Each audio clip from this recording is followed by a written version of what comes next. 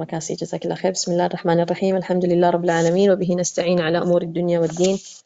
Wassalatu wassalamu ala sayyidina wa syafi'ina Rasulillah sayyidina Muhammad ibn Abdullah alaihi wa ala alihi wa ala ashabihi wa ala azwaji azka as-salah wa atammat taslim.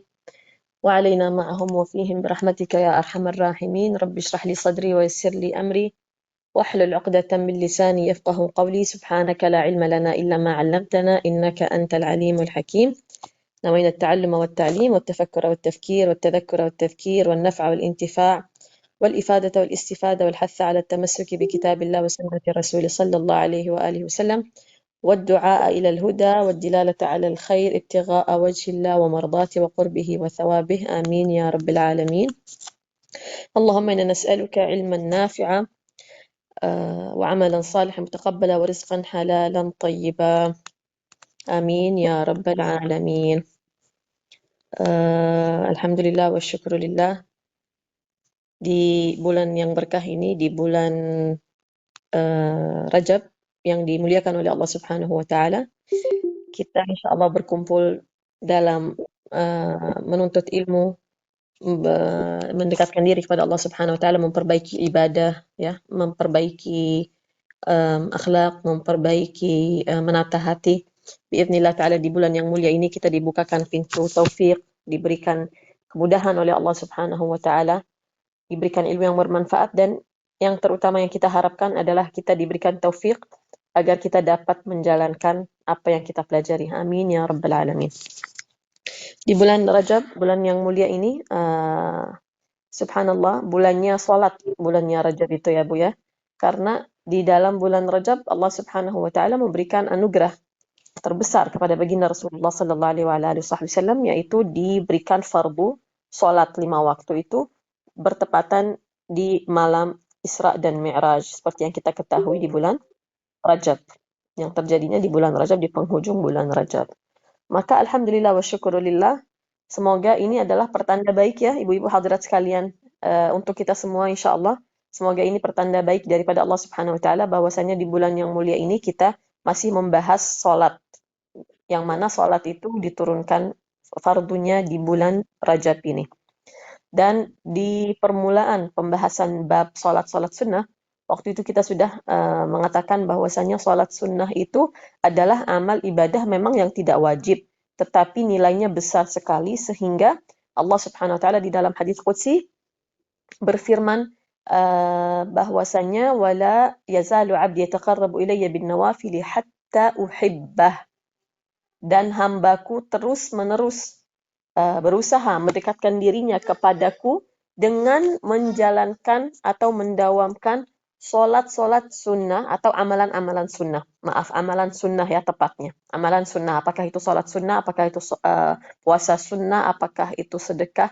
Pokoknya yang sunnah-sunnah, hatta uhibbah, firman Allah Subhanahu wa taala, sampai aku mencintainya. Artinya siapa yang mendawamkan amalan-amalan sunnah, termasuk solat sunnah, insya Allah hujungnya akan mendapatkan kasih dan cinta Allah Subhanahu wa taala. Amin ya Allah ya rabbal alamin.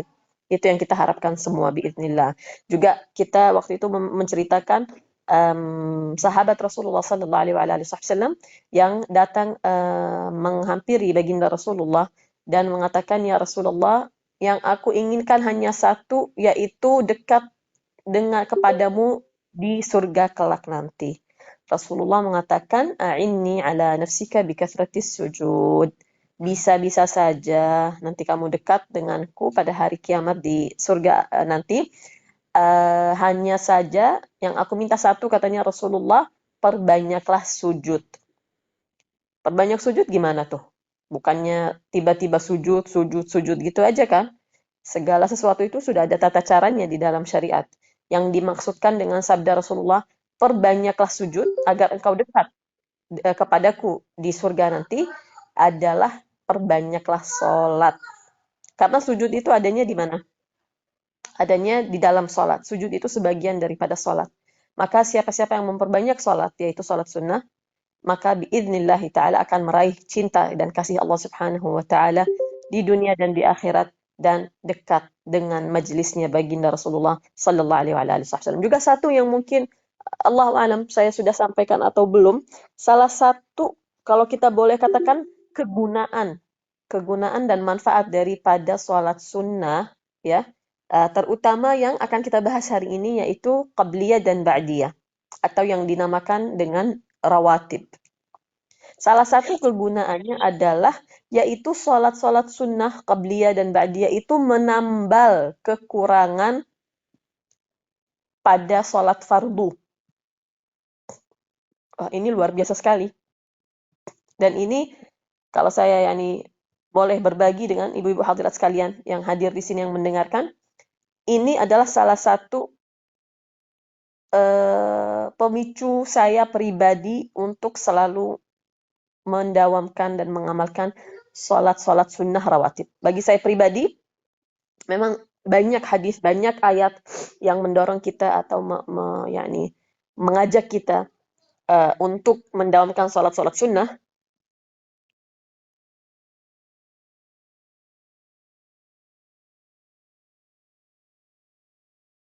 Maaf, banyak hadis, banyak ayat di mana Rasulullah sallallahu alaihi wasallam di mana Allah Subhanahu wa taala juga mengajak kita, mendorong kita untuk memperbanyak amal-amal baik, ibadah-ibadah sunnah seperti yang sebagian yang tadi kita sampaikan. Bagi saya yang pribadi yang kena di hati saya dan menjadi sebab saya selalu insya Allah taala terdorong dan termotivasi untuk menjaga sholat sunnah rawatib, yaitu bahwasannya sunnah rawatib itu menambal, salah satu manfaatnya, menambal kekurangan dan kesalahan yang telah ada di sholat fardu kita. Dan ini yang selalu subhanallah ada di benak saya bahwasannya tidak mungkin sholat fardu saya itu sampai pada level atau tahap kesempurnaan. Nggak mungkin. Pasti ada di mana ada kekurangan di sholat kita. Ada yang kita sadari, ada yang tidak kita sadari. Itu sudah pasti. Maka bagi saya pribadi, kalau saya sudah tahu bahwasanya sholat saya tidak sempurna yang fardu, mungkin sempurna secara fikih, yaitu rukun-rukunnya, amal-amalannya, gerakannya semua baik, semua betul, semua benar, alhamdulillah. Tapi mungkin dari segi khusyuk, mungkin dari segi hadirnya hati, mungkin dari segi kita konsentrasi full dalam sholat itu, pastilah ada kekurangannya, mungkin di wudunya, mungkin di ininya, mungkin di itunya. Maka ini yang selalu ada di benak saya. Kalau saya sudah tahu sholat saya tidak sempurna, dan saya tahu bahwasannya ada yang dapat menyempurnakannya dan memperbaikinya. Pertama, sholat jamaah. Seperti yang kita bahas kemarin di bab sholat jamaah.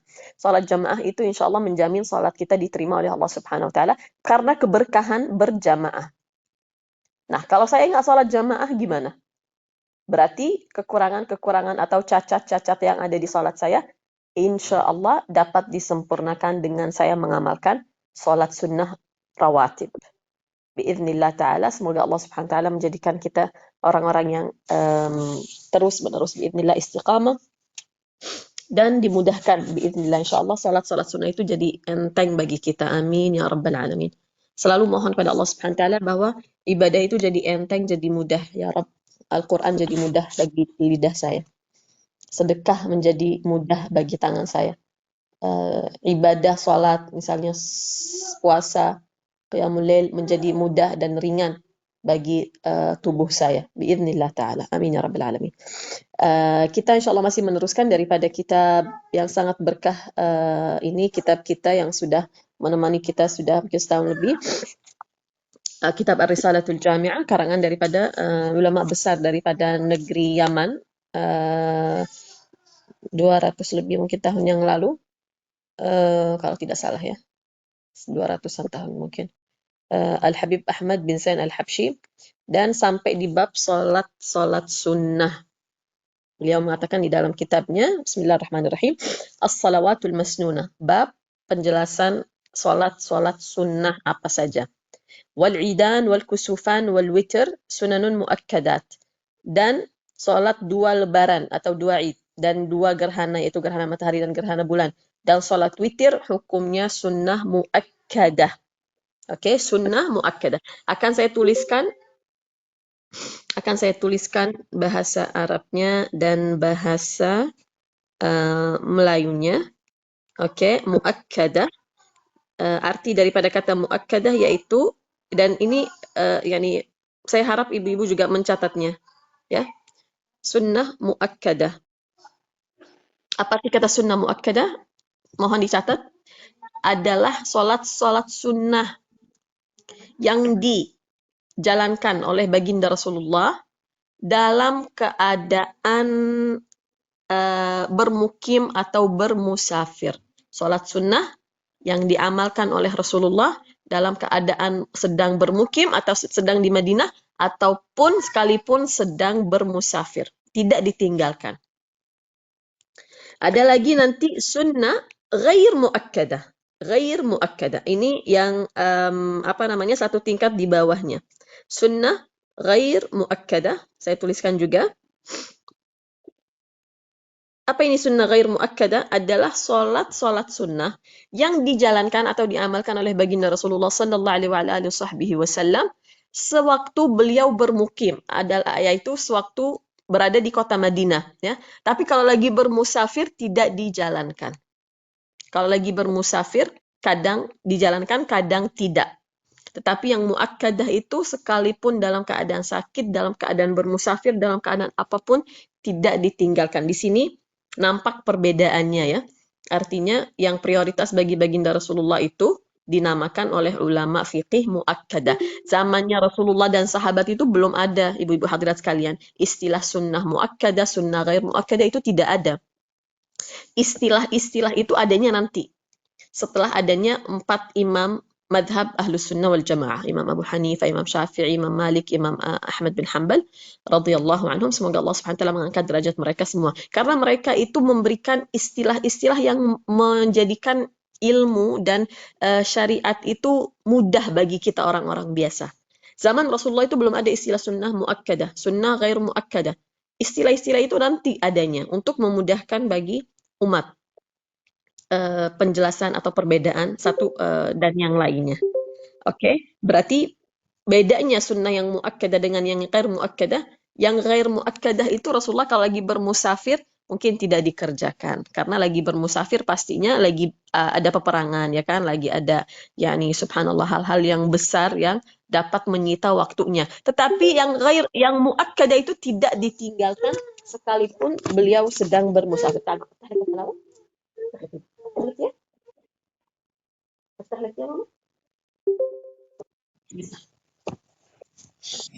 Dan yang telah kita bahas bersama-sama, semoga insya Allah jelas, semoga kita amalkan, adalah sholat 2 lebaran, adalah sholat 2 gerhana, dan sholat witir. Alhamdulillah. 3 sholat ini mohon dicatat adalah sunnah muakkadah. Artinya sekalipun beliau sedang bermusafir, berperang, sakit, tidak ditinggalkan. Oke, ini penting sekali untuk dicatat. Wakada, yang sekarang tambahannya untuk hari ini adalah wakada rawatibus shalah. Demikian pula, beliau mengatakan demikian pula, yaitu yang sunnah muakkadah, termasuk kategori sunnah muakkadah, mohon dicatat tambahannya sekarang yang nomor 4 adalah rawatibus shalah. Salat-salat sunnah rawatib. Dan sunnah rawatib ini siapa yang nggak tahu rawatib? Yang tidak mendawamkannya sekalipun juga pasti tahu apa artinya sunnah rawatib atau sholat sunnah rawatib, karena subhanallah termasuk salah satu amal ibadah yang sangat-sangat masyhur, ya, dan selalu dibahas, selalu diingatkan satu sama lain. Sunnah rawatib itu adalah sunnah muakkadah. Ya, sholat rawatib adalah sunnah muakkadah. Artinya Rasulullah Sallallahu Alaihi Wasallam tidak pernah meninggalkannya, dan beliau menjanjikan barang siapa yang menjaganya dibangunkan baginya rumah di surga. Amin ya Allah ya Rabb. Bagi siapa yang menjalankan dan mendawamkan dan menjaga salat-salat sunnah rawatib, maka imbalannya daripada Allah Subhanahu wa taala dibangunkan rumah di surga. Semoga kita semua insyaallah telah mendapatkan rumah itu di surga. Amin. Yang belum mendapatkannya biiznillah dari hari ini insyaallah kita akan mulai menjaga salat-salat sunnah rawatib. Dan salat-salat sunnah rawatib ini sudah juga ditetapkan, ya, di dalam syariat. berdasarkan daripada amalannya baginda Rasulullah Sallallahu Alaihi Wasallam. Dimulai sunnah rawatib itu dengan dua ini yani mesti dicatat ya, karena yang seperti ini kalau tidak dicatat cenderung akan dilupakan atau nanti mungkin keliru. Maka sebagaimana juga MC selalu mengingatkan pada awal ya untuk mencatat. Kenapa? Karena info-info seperti ini yang banyak detailnya, yang ada jumlahnya juga cenderung menjadi ya hal yang nanti kebanyakan info akhirnya ada yang dilupakan atau ada yang keliru. Abu Habib Manidar. Sunnah rawatib ini dimulai dengan kalau dari sholat subuh 2 rakaat sebelum subuh. 2 rakaat sebelum subuh ya. Dan ini adalah yang terbaik di antara sunnah-sunnah rawatib.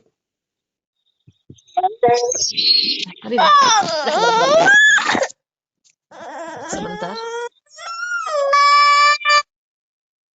Terima kasih. Jadi sholat sunnah rawatib ini dimulai daripada sholat subuh 2 rakaat sebelum subuh. Ini sekarang akan saya sampaikan yang sangat-sangat utama. Oke, mungkin juga nanti ada yang kayak, oh, kok segini doang? Nah, jadi sholat sunnah rawatib itu ada yang 10, ada yang 12, dan ada yang lebih. Tetapi yang paling utama dan yang tidak pernah ditinggalkan oleh baginda Rasulullah itu kita mulai dengan yang 10 rakaat dulu dalam satu hari satu malam. Yaitu 2 rakaat sebelum subuh, 2 rakaat sebelum zuhur, 2 rakaat setelah zuhur, 2 rakaat setelah maghrib, dan 2 rakaat setelah isya. Sekali lagi yang 10 rakaat dulu ya. Yang sunnah rawatib yang 10 rakaat jumlahnya. 2 sebelum subuh, 2 sebelum zuhur, 2 sesudah zuhur, 2 setelah maghrib, dan 2 setelah sholat isya. Dan yang terbaik di antara mereka ini semua, yang 10 rakaat adalah 2 rakaat sunnah qabliyah, yang 2 rakaat sebelum subuh. Itu yang ada hadisnya, sabda Rasulullah sallallahu alaihi wasallam, raka'atal fajr khairum minad dunya wa ma fiha. 2 rakaat qabliyah subuh lebih baik daripada dunia dan seisinya. Bayangkan.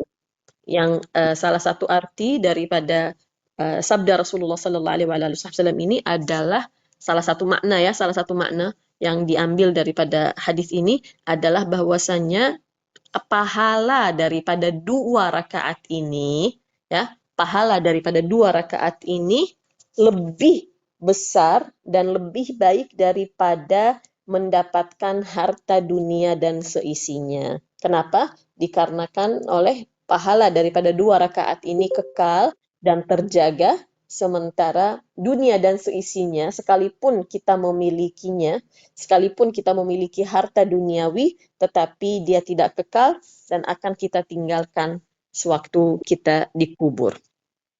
Jadi 2 ini insya Allah Ta'ala selalu didawamkan. Sekali lagi, yang 10 rakaat sehari semalam daripada sunnah rawatib, 2 sebelum subuh, 2 sebelum zuhur, 2 sesudah zuhur, 2 setelah maghrib, dan 2 setelah isya. Oke, nanti ada yang lebih banyak lagi jumlahnya, yaitu 2 sebelum subuh, tetap 2 sebelum subuh, 4 sebelum zuhur, 4 sebelum zuhur, dan 2 setelah zuhur, 2 setelah maghrib, dan 2 setelah isya. Berarti yang ini lebih 2 rakaat sebelum zuhur. Oke, ada lagi nanti yang sunnah rawatib, tetapi dia yang tidak muakkadah semuanya. Artinya tidak semuanya dijalankan atau diamalkan selalunya, ya, tetapi pahalanya juga besar kalau kita dapat mengamalkannya sekali-sekali. Alhamdulillah wa syukurillah. Yaitu 2 sebelum subuh, 4 sebelum zuhur, dan 4 setelah zuhur. Wah, ini lumayan nih. Sekali lagi. Sebelum zuhur 4, setelah zuhur pun 4. Ini juga termasuk rawatib, ibu-ibu, tetapi rawatib yang levelnya bisa dibilang mungkin yang bukan yang muakkadah ya, karena tidak dijaga selalu oleh Rasulullah. Tidak selalu diamalkan, tetapi pernah diamalkan. Pastinya memang Rasulullah yang pertama-tama mengamalkannya. Kalau tidak ya mana kita tahu adanya 4 sebelum zuhur dan 4 setelah zuhur, dan ini pahalanya besar sekali dijaga daripada api neraka. Ya, lalu ada 4 sebelum asar. Wah, ini baru lagi nih. Tadi kita nggak sebut yang asar ya. Baru yang sekarang ini, yang sunnah rawatib yang tidak muakkadah atau yang ghair muakkadah, adanya 4 sebelum asar. Ini juga ada hadisnya. Rasulullah sallallahu alaihi wasallam bersabda, rahimallahu imra'an shalla qabla al-'asri arba'. Semoga Allah Subhanahu wa taala merahmati dan menyayangi seseorang yang menjalankan sunnah rawatib sebelum asar 4 rakaat. Wah, ini artinya sudah dijaminkan doa oleh baginda Rasulullah. Siapa yang menjalankan sholat sunnah 4 rakaat sebelum asar, itu sudah dapatkan doa Rasulullah, sudah mendapatkan hadiah daripada Rasulullah, sudah didoakan, semoga disayang oleh Allah. Dan doanya Rasulullah itu mustajab. Ini yang beda sendiri. Lalu ada juga yang 2 sebelum maghrib, 2 setelah maghrib, ada juga 2 sebelum isya, 2 setelah isya. Tapi sekali lagi ini yang ghair muakkadah. Kalau kita tidak dapat menjalankan banyak sholat, coba kita jaga yang 10 terlebih dulu, yaitu 2 sebelum subuh, 2 sebelum zuhur, 2 setelah zuhur, 2 setelah maghrib, 2 setelah isya. Nanti naik levelnya ditambahkan 2 sebelum zuhur. Jadi yang sebelum zuhur itu jadi 4. Setelah zuhur tetap 2. Ini menjadi 12. 12 itu juga ada fadilahnya dan ada keutamaannya. Lalu nanti mau ditambah lagi silahkan sebelum zuhur 4, setelah zuhur 4, sebelum asar 4 juga silahkan.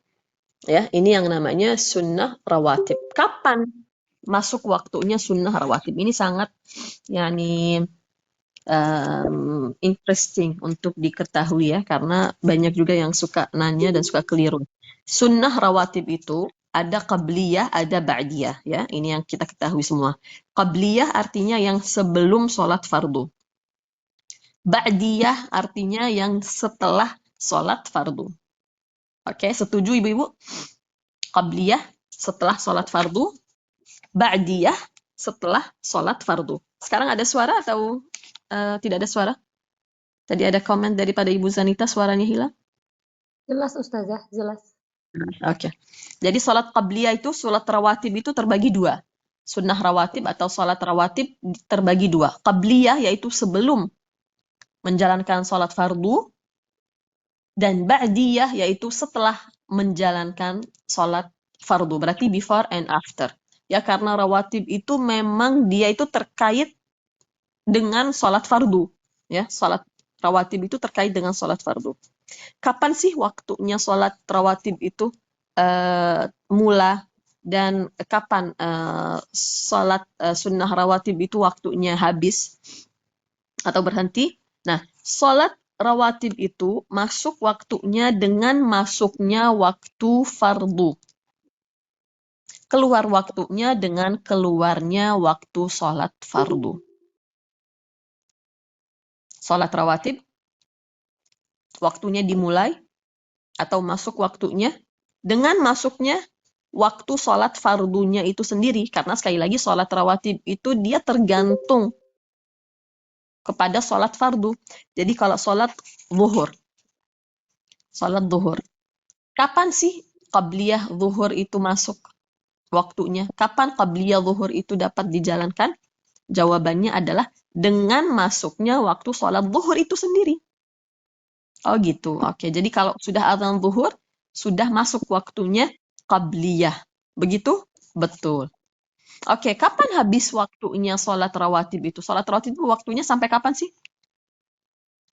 Apakah dia 10 menit waktunya? Apakah dia setengah jam? Apakah dia 2 jam? Kapan sih habis waktu daripada sholat sunnah rawatib itu?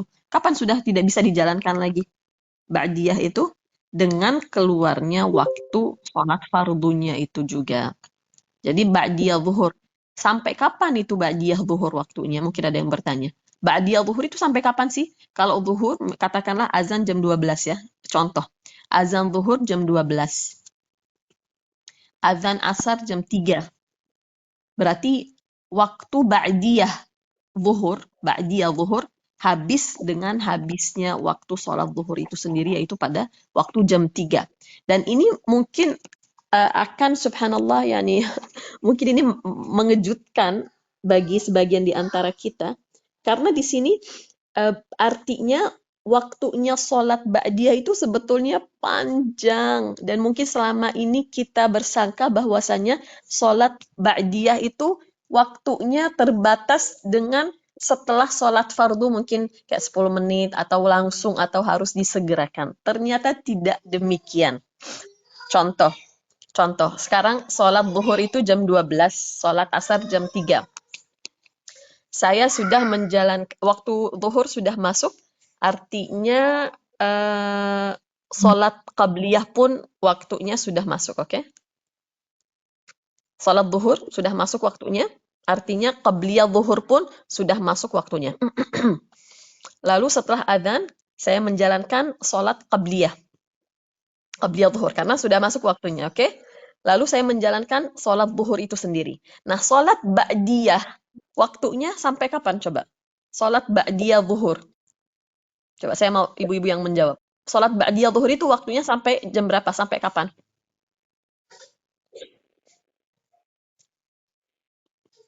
Sampai mau habis ini ya, waktunya sholat wajib. Sampai habisnya Sampai adzan. sholat zuhur. Ya. Sampai adzan asar berarti? Iya.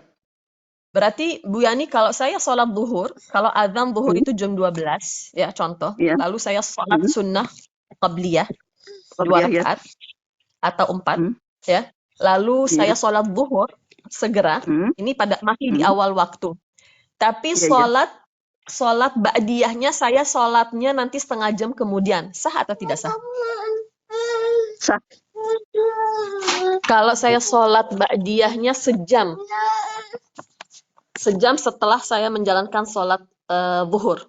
Tapi ini masih di waktu zuhur. Sah? Iya. Sah. Kalau saya menjalankan ba'diyah itu sebelum azan asar 10 menit atau 20 menit, sah? Sah nggak? Sah. Berarti waktu ba'diyah itu panjang sekali. Iya. Betul sekali Ibu Nuraini. Berarti sampai habis waktu zuhur, Ibu Zanita juga sampai jam 3 petang kalau mengikuti contoh yang tadi. Wah, artinya kita punya kelonggaran sebetulnya, alhamdulillah wa syukurillah. Tapi yaitu seperti yang pernah kita bahas sebelumnya, kita ini bersyukur sekali, alhamdulillah, kita itu dididik dan dibesarkan dan ditanamkan hal-hal yang sunnah itu seakan-akan dia itu lazim dan wajib. Ya. Sampai-sampai kita pikir itu yang namanya ba'diyah itu mesti disegerakan langsung setelah sholat. Sebetulnya itu yang terbaik. Tetapi kalau memang keadaan tidak memungkinkan karena satu hal atau lainnya, ada uzur, ada tetamu, ada kesibukan, lapar, batal wudu, apapun alasannya, yang mana kita tidak dapat menjalankan sholat ba'diyah itu segera. Artinya kita alhamdulillah punya masa yang lumayan panjang sebetulnya. Kalau nanti akan kita amalkan, maka hukumnya sah-sah saja. Artinya sholat ba'diyah itu tidaklah wajib segera setelah sholat fardu. Ini adalah ringkasannya. Sholat ba'diyah tidaklah wajib disegerakan setelah daripada sholat fardu. Alhamdulillah kalau dapat langsung dijalankan, alhamdulillah. Tetapi kalau subhanallah ada satu kesibukan atau satu hal ya, daripada tidak dijalankan sama sekali, betul nggak ibu-ibu? Daripada tidak dijalankan sama sekali, kalau keadaan saya setelah sholat fardu tidak dapat langsung sholat ba'diyah, tetapi setengah jam kemudian atau 1 jam kemudian saya punya kelonggaran waktu, saya free. Artinya alhamdulillah dapat saya jalankan daripada tidak dijalankan sama sekali. Betul atau tidak? Insyaallah jelas. Insyaallah jelas untuk ibu-ibu semua bahwasanya sholat ba'diyah itu waktunya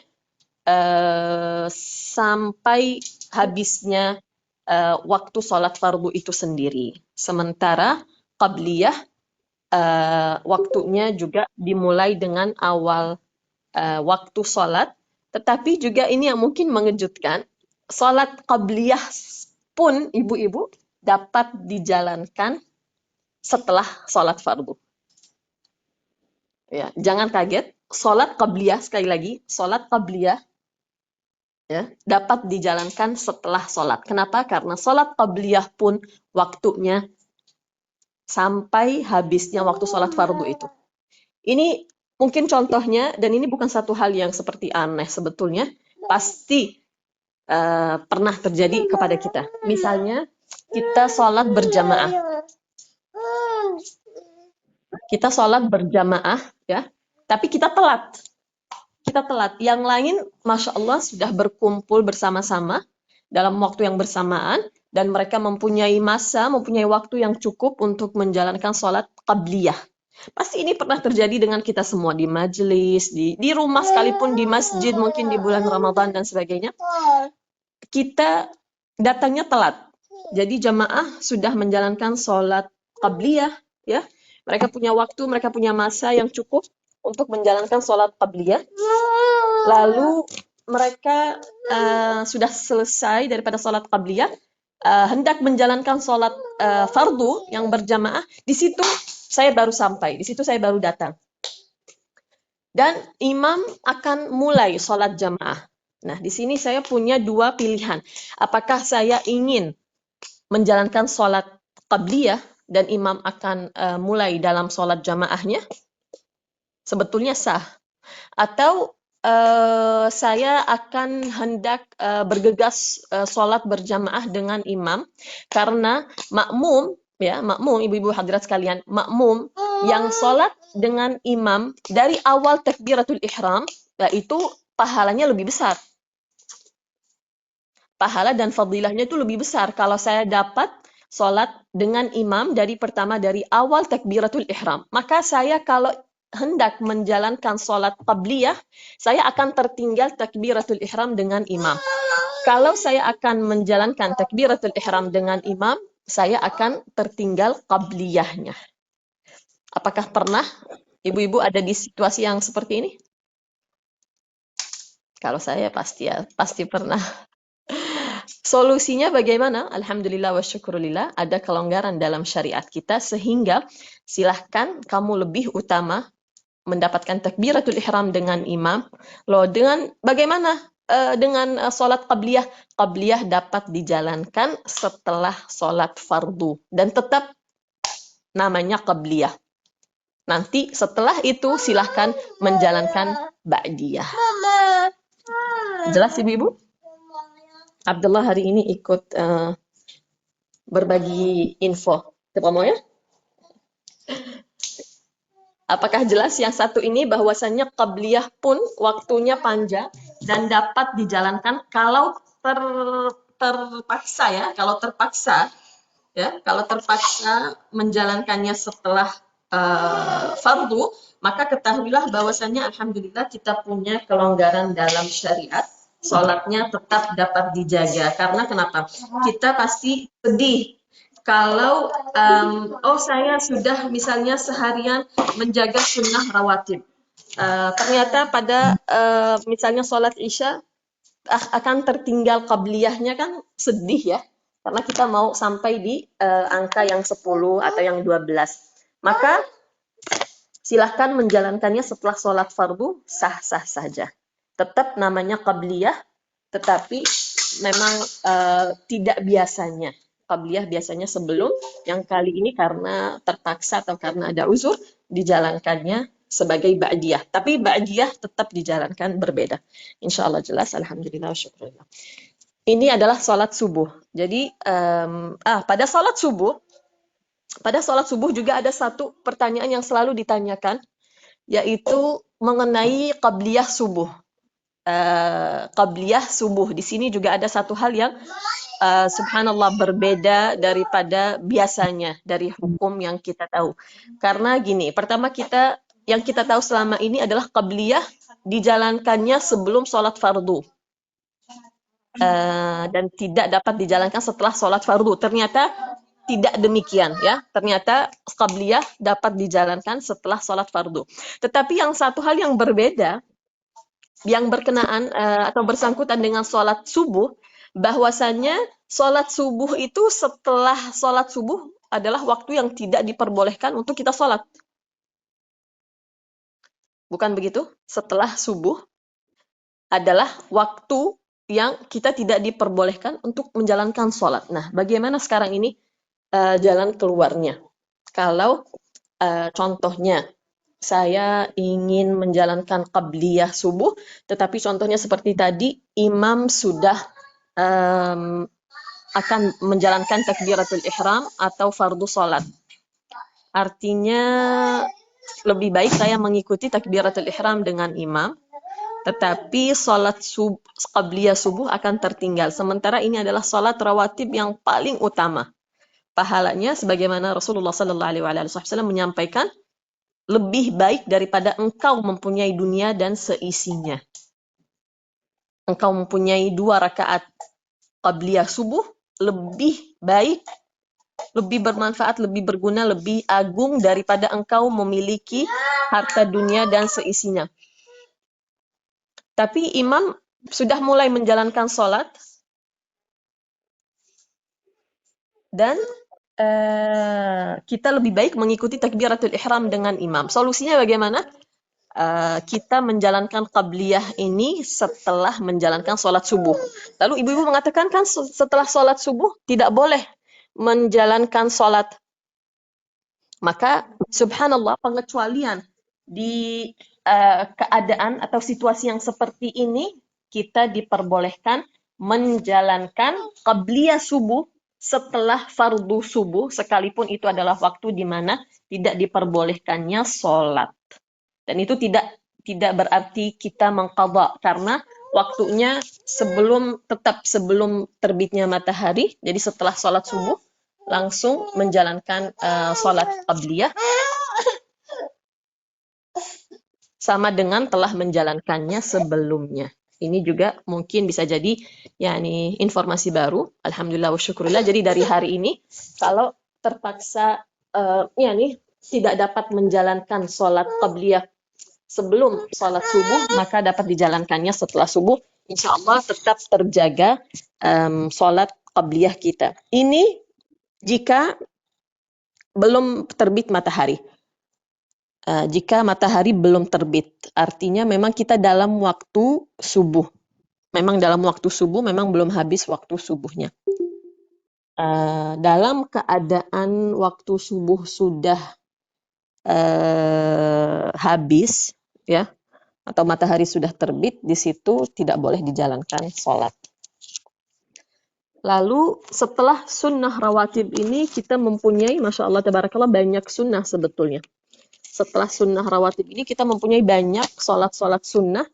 Satu di antaranya disebut di dalam kitab Ar-Risalatul Jami'ah, dalam buku kita ini, yaitu sholat duha. Ya, yang disebut di sini sejauh yang ada di dalam kitab adalah sholat rawatib dan sholat duha. Sholat duha juga alhamdulillah wa syukurillah adalah salah satu sholat yang masya Allah tabarakallah, tidak ada yang tidak tahu sholat duha, tidak ada yang tidak pernah dengar kata duha, sekalipun mungkin belum menjadi amalan yang didawamkan, tetapi pastinya setiap satu di antara kita mengetahui sholat duha dan fadilahnya. Sholat duha ini subhanallah keutamaannya ada di mana? Sholat duha adalah sholat yang sama dengan sholat duha ini keutamaannya datang dari mana? Kenapa masya Allah sholat duha itu selalu adalah yakni topik yang selalu dibahas, selalu dianjurkan, adalah salah satu sholat yang masya Allah didawamkan, dijaga oleh banyak sekali yakni di antara kita daripada umat Islam. Kenapa? Keutamaannya datang dari mana dan fadilahnya datang dari mana? Dari hadisnya Rasulullah sallallahu alaihi wasallam, dan yakni ternyata sholat sunnah duha itu hadisnya banyak sekali. Daripada istri-istri Rasulullah, daripada sahabat-sahabat Rasulullah yang meriwayatkan mengenai sholat duha yang dianjurkan oleh baginda Rasulullah sallallahu alaihi wasallam. Salah satunya adalah hadis yang ada di Imam Bukhari dan Muslim, kalau saya tidak salah, di 2 buku sahih. adalah sabda Rasulullah sallallahu alaihi wasallam yang mana beliau mengatakan setiap pagi, coba subhanallah kalau kita perhatikan hadis ini luar biasa.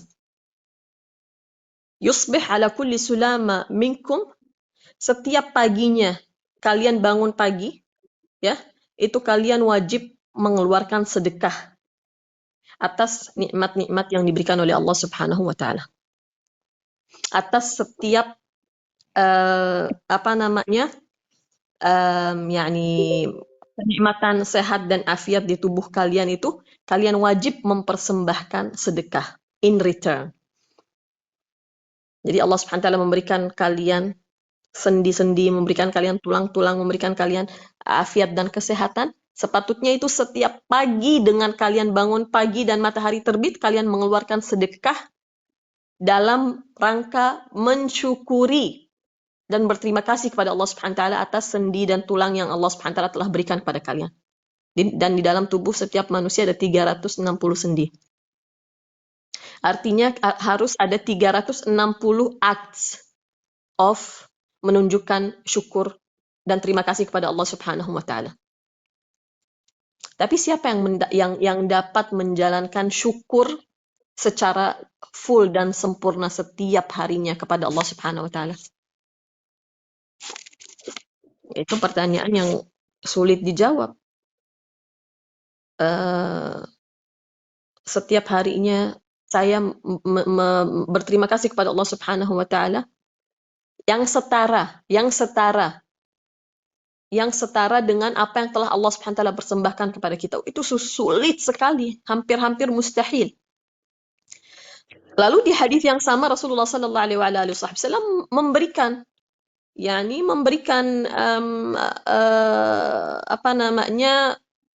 tips untuk bagaimana menunjukkan rasa syukur pada Allah Subhanahu wa taala. Lalu beliau mengatakan, engkau bertasbih adalah sama dengan engkau telah bersedekah.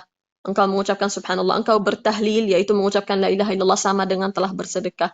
Engkau berzikir sama dengan bersedekah. Menyingkirkan satu hal yang dapat membahayakan orang di dalam jalan, mungkin ada duri, mungkin ada sepotong kayu, mungkin ada kaca. Engkau menyingkirkannya, itu adalah sedekah. Ini itu banyak yang Rasulullah sallallahu alaihi wasallam sebutkan di dalam hadis ini. Tetapi artinya kita minimal mengerjakan perkara-perkara ini 360 kali sehari agar kita dapat mempersembahkan syukur kepada Allah Subhanahu wa taala yang setara dengan nikmat kita diberikan sendi dan tulang. Tetapi Rasulullah lalu di akhir hadis ini memberikan kita ringkasnya dan singkatnya dalam satu perbuatan atau satu amalan kita dapat menunjukkan syukur kepada Allah Subhanahu wa taala yang setara dengan nikmat itu semua, yaitu beliau mengatakan wa takfikum mana hadisnya? Wa yujzi' an dzalika kulli rak'atan yarka'ahuma min ad-duha. Atau kata Rasulullah, cukuplah kalian menjalankan 2 rakaat daripada waktu duha atau pada waktu duha, maka itu mencukupi kalian daripada bersyukur kepada Allah Subhanahu wa taala. Jadi 2 rakaat duha itu sama dengan kita mensyukuri nikmat-nikmat Allah Subhanahu wa taala pada kita sepanjang hari. Wah, luar biasa ini. 2 rakaat. Jadi Allah Subhanahu wa taala itu ya Allah enggak susah-susah.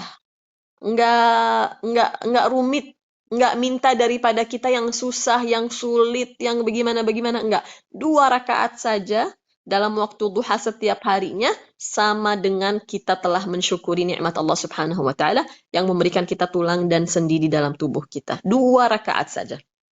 Ya, sekali lagi ini adalah salat duha. Kenapa dinamakan salat duha? Arti kata duha itu sendiri ibu-ibu hadirat sekalian, dan ada surah di dalam Al-Qur'an ya. Surat Ad-Duha. Ya, Allah Subhanahu wa taala bersumpah dengan wad-duha, dengan waktu duha. Apa itu duha? Adalah waktu di mana matahari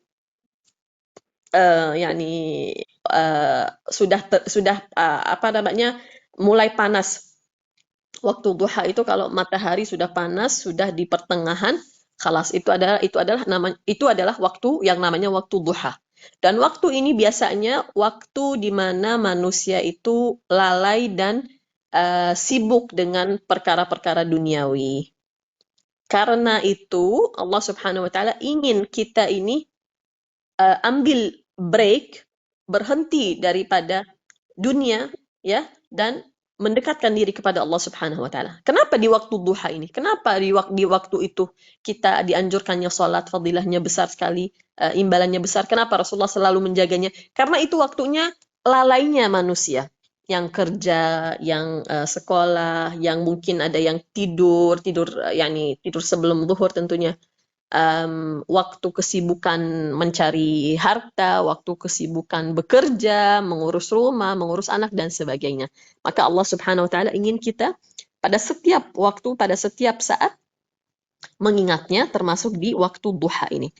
Kapan masuknya waktu duha? Ini pertanyaan yang paling sering ditanyakan. Masuk waktunya duha dengan atau setelah terbitnya matahari selama 16 menit. Jadi 16 menit setelah terbitnya matahari. Masuk waktunya duha adalah dengan 16 menit setelah terbitnya matahari. Jadi matahari terbit jam sekian, 16 menit setelahnya adalah waktunya waktu duha. Lalu ibu-ibu akan mengatakan, nah kalau sholat isyraq gimana? Atau sholat syuruk? Sholat syuruk atau sholat isyraq, arti kata syuruk dan isyraq adalah terbit. Terbitnya matahari pastinya. Nah, waktunya sholat syuruk adalah waktu yang sama dengan waktu masuknya sholat duha. Karena itu, sebagian ulama memang menganggap dua sholat itu adalah sholat yang sama. Sebagian ulama menganggap dua sholat itu adalah dua sholat yang sama. Sekarang kita jangan ke syuruk dulu, kita teruskan dulu duha, lalu kita akan masuk ke sholat syuruk. Saya yakin banyak yang ingin bertanya mengenai sholat yang satu itu. Sholat duha masuk waktunya 16 menit setelah terbitnya matahari. Sampai kapan waktunya sholat duha itu berlangsung? Sampai kapan saya dapat menjalankan sholat duha? Sampai matahari sudah di tengah langit. Artinya menjelang sholat zuhur. Artinya sebelum masuk waktunya zuhur setengah jam, waktu duha itu masih ada dan masih dapat dijalankan. Jadi setengah jam sebelum masuknya waktu zuhur, sebagian ulama mengatakan 15 menit sebelum masuknya waktu zuhur, itu adalah jangka waktu untuk menjalankan sholat duha. Berapa jumlah rakaatnya? Jumlah rakaatnya adalah 2, juga dapat dijalankan sebanyak 4 rakaat, 6, dan 8. Mengikuti kebanyakan hadis daripada Rasulullah, daripada riwayat daripada sahabat dan istri Rasulullah sallallahu alaihi wasallam, Rasulullah menjalankan sholat duha itu sebanyak 8 rakaat. Ada juga riwayat yang menyampaikan bahwasannya Rasulullah menjalankan sholat duha sebanyak 12 rakaat.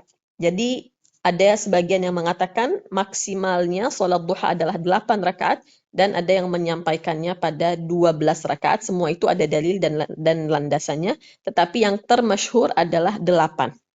Oke, artinya sholat duha itu dapat dijalankan 2 rakaat, dapat dijalankan lebih daripada itu sampai 12 maksimalnya. Dan sholat duha itu dijalankannya 2 rakaatnya itu dijalankannya sholatnya itu maksudnya 2 rakaat tidak digabung menjadi 4. Ini adalah sholat duha.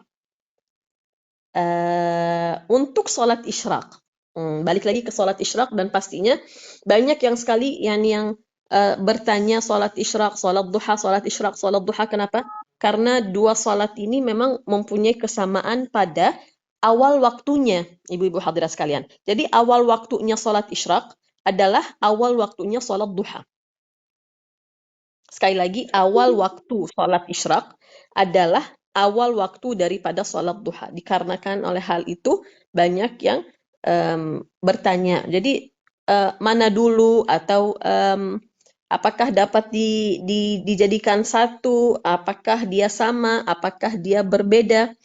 Ya, ini juga satu perkara yang telah dibahas oleh ulama di buku-buku fiqih, bahwasanya sholat isyraq itu adalah sholat yang dijalankannya langsung setelah terbitnya matahari. 16 menit setelah terbitnya matahari, langsung dijalankannya sholat isyraq atau sholat syuruk. Ya, dengan niatnya sholat isyraq atau niatnya sholat syuruk.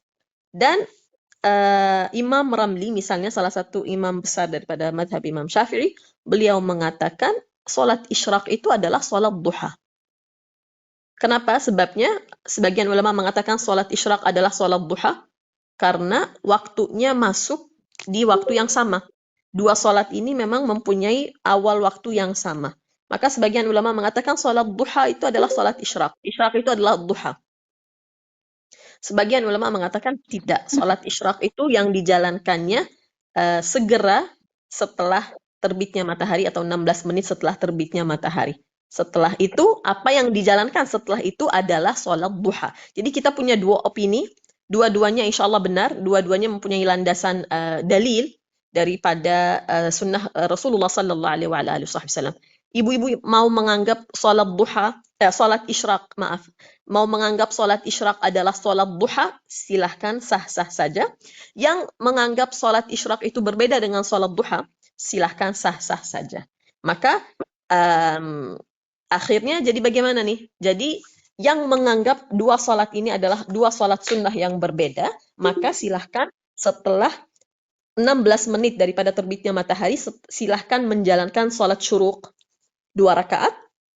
Lalu setelah itu, ibu mempunyai waktu yang panjang dan masa yang panjang untuk menjalankan sholat duha, silahkan dijalankan jam 8, jam 9, jam 10, jam 11, sampai batasnya mepet banget itu 15 menit sebelum waktu zuhur. Silahkan menjalankan sholat duha kapan saja di antara dua waktu itu. Yang menganggap bahwasanya sholat isyraq adalah sholat duha, silahkan menjalankan 2 rakaat 16 menit setelah terbitnya matahari, dan itu sudah termasuk isyraq atau syuruk dan sudah termasuk duha. Nanti mau nambah lagi, mungkin jam 8, jam 9, jam 10, jam 11, mau menambahkan lagi, silahkan sah-sah saja. Jadi setelah ini kita tidak boleh bertengkar, kita tidak boleh jidal, ya, kita tidak boleh bermasalah dengan kawan-kawan kita yang menganggap isyraq itu adalah duha, sah-sah saja. Yang menganggap dua sholat ini adalah dua sholat yang berbeda, sah-sah saja. Mana yang terbaik? Mana yang terbaik? Yang terbaik adalah menjalankan 2 rakaat syuruk 16 menit setelah terbit matahari dan menunda duha sampai matahari lebih panas sinarnya. Itu yang lebih baik. Tetapi sekali lagi, alhamdulillah wa syukurillah, kita punya kelonggaran dalam agama, kita punya kemudahan, alhamdulillah wa syukurillah. Saya boleh menjalankan sholat duha jam 8, tidak boleh karena mungkin ada kesibukan, silahkan jam 9. Tidak dapat dijalankan jam 9, silahkan jam 10, jam 11, jam 11 lebih, sampai 15 menit sebelum sholat zuhur. Jadi alhamdulillah wa syukurillah, kita punya masa yang memang panjang dan leluasa insyaAllah untuk menjalankan sholat duha. Tamam? InsyaAllah jelas sholat duha dan sholat isyraq. Ibu Yani minggu lalu menanyakan satu hal yang seingat saya katakan insyaAllah pertemuan yang akan mendatang nanti itu adalah pembahasan kita. Kalau pertanyaannya sudah terjawab, alhamdulillah. Kalau belum terjawab, silahkan ditulis di chat. Alhamdulillah udah saja tentang sholat qabliyah subuh itu. Oke, alhamdulillah. Nah, sejauh ini adalah apa-apa yang dibahas di dalam kitab kita Ar-Risalatul Jami'ah. Sekali lagi saya selalu mengingatkan bahwasannya kitab ini adalah kitab yang sangat kecil dan sangat ringkas. Ya, kitab ini sangat ringkas. Habib Ahmad bin Zain Al-Habsyi tidak menyampaikan banyak detail dan perbedaan antara ulama dan ini itu, enggak. Ringkas saja yang utama yang untuk kita ketahui dan untuk agar mudah insya Allah untuk kita amalkan. Jadi sejauh ini ini apa yang telah dibahas di dalam kitab Ar-Risalatul Jami'. Adalah dua salat daripada salat sunnah ya, bab salat sunnah, dua salat lebaran, dua salat gerhana, Allahumma shalli ala sayyidina Muhammad, salat witir, dan salat sunnah rawatib dan duha hari ini. Alhamdulillah telah kita selesaikan. Tentunya salat sunnah itu masih banyak lagi, ya, masih banyak lagi. Katakanlah misalnya tahiyatul masjid. Tahiyatul masjid ini juga salat sunnah yang selalu dijaga oleh baginda Rasulullah sallallahu alaihi wasallam. Tahiyatul masjid adalah salat yang dijalankan setelah masuk ke masjid demi menunjukkan rasa hormat dan ta'zim kepada rumah-rumah ibadah, rumah-rumah Allah Subhanahu wa taala, yaitu masjid. Di mana kita memasuki masjid, dimanapun masjid itu, kita dianjurkan dan disunahkan untuk menjalankan 2 rakaat sunnah yang namanya tahiyatul masjid. Kapan dijalankannya? Setelah kita masuk ke dalam masjid, sebelum kita duduk. Sekali lagi, setelah masuk ke masjid sebelum kita duduk. Karena sebagian besar ulama mengatakan kalau kita sudah duduk, sudah tidak lagi ada anjuran untuk menjalankan tahiyatul masjid. Yang namanya tahiyatul masjid atau menunjukkan rasa hormat kepada masjid itu adalah sepatutnya dijalankan segera. Jadi nggak pakai duduk dulu, nggak pakai ngobrol dulu, nggak pakai ini itu. Oke, di masjid manapun yang kita masuki, kita dianjurkan untuk menjalankan tahiyatul masjid, kecuali di Masjidil Haram. Al-Masjidil Haram di Mekah itu tidak ada tahiyatul masjid, tidak ada salat sunnah, melainkan adanya tawaf. Tawaf itu adalah pengganti daripada tahiyatul masjid. Ya, dan ini jumlah rakaatnya berapa? 2 rakaat saja. 2 rakaat saja. Yang kita bahas hari ini, jumlah rakaatnya itu sudah ditetapkan, kecuali seperti duha, itu bisa 2, 4, 6, 8, bahkan sampai 12. Selain itu semuanya 2. Lalu sholat sunnah lainnya juga. Ini insya Allah ta'ala yang akan menjalankan umrah dalam waktu dekat, semoga diberikan kemudahan dan diterima amal ibadahnya, sehat walafiat, insya Allah lancar semua. Ada sholat sunnah yang dapat insya Allah mereka jalankan, yang hendak umrah ataupun yang haji tentunya, yaitu sunnatul ihram. Sunnatul ihram. 2 rakaat sholat sunnah yang dijalankan sebelum hendak ihram, sebelum bersiap-siap untuk menjalankan ibadah umrah dan haji. Ya. Ada juga sunnatul tawaf. Ini juga insya Allah akan pergi ke tanah suci, umrah atau haji. Ya, insya Allah dapat diamalkan. Sunnatul tawaf. 2 rakaat sunnah yang dijalankan setelah selesai tawaf. Tawaf sudah 7 kali mengitari Ka'bah. Setelah itu ada sholat sunnah. Jangan sampai ditinggalkan, karena tidak ditinggalkan oleh baginda Rasulullah dan para sahabatnya, yaitu sunnatul tawaf. Setelah selesai tawaf, menjalankan sunnah 2 rakaat saja, ya. Baiknya di belakang maqam Sayyidina Ibrahim alaihissalam. Baiknya dijalankan posisinya di mana sholatnya berdirinya di belakangnya maqam Sayyidina Ibrahim atau jejak kakinya Nabi Ibrahim alaihissalam. Ada lagi sunnatus safar. Ini juga untuk yang akan berangkat insya Allah ke tanah suci atau akan berangkat kemana saja. Sunnatus safar ini adalah 2 rakaat sunnah bermusafir. Sunnah bermusafir. Sebelum keluar dari rumah, hendak menuju ke airport atau ke stasiun kereta dan sebagainya, sebelum keluar dari rumah dianjurkannya menjalankan 2 rakaat sholat sunnah agar insya Allah diberikan perlindungan, diberikan kemudahan semua hajat-hajatnya yang telah diniatkan sewaktu dalam berangkatnya atau dalam perjalanannya itu diberikan kemudahan. Ya, ini mungkin juga banyak yang tidak tahu. Subhanallah, agama kita itu indah sekali. Setiap amal ibadah, setiap langkah yang kita hendak lakukan itu, kita dianjurkan atau kita diminta untuk selalu ingat kepada Allah Subhanahu wa taala yang adalah perancang daripada ini semua, yang adalah yang memberikan kita rezeki, yang memudahkan ini semua bagi kita. Kita selalu diminta untuk dekat kepadanya dan ingat kepadanya. Kita mau berangkat, biasanya ya insya Allah selalunya orang yang mau berangkat, yang bermusafir itu pastinya senang dan gembira kan? Entah itu ke tanah suci, entah itu mau jalan-jalan, entah itu mau pulang kampung, entah itu mau bertemu dengan keluarga dan sanak saudara. Ya biasanya bermusafir itu satu hal yang insya Allah yakni selalunya menyenangkan, bukan begitu? Ingatlah bahwasanya itu adalah kenikmatan yang diberikan oleh Allah Subhanahu wa taala. Ingatlah bahwasanya rezeki untuk bermusafir, karena biasanya kita bermusafir itu kita memerlukan harta ya, memerlukan uang dan biaya. Ingatlah bahwasanya itu semua daripada Allah Subhanahu wa taala. Ingatlah bahwasanya perjalanan itu dapat menjadi mudah dan ringan, dan kita mendapatkan perlindungan sampai kita pulang, sampai kita balik, itu semua ada di tangan Allah Subhanahu wa taala. Maka hendaknya kita menjalankan 2 rakaat sunnatus safar. Sebelum bergegas keluar dari rumah, hendaknya kita menjalankan 2 rakaat sunnah bermusafir. Ada lagi tentunya sholat tarawih. Sholat tarawih juga adalah sholat sunnah yang utama dan nilainya besar sekali di dalam agama kita, bagi kita umat Islam.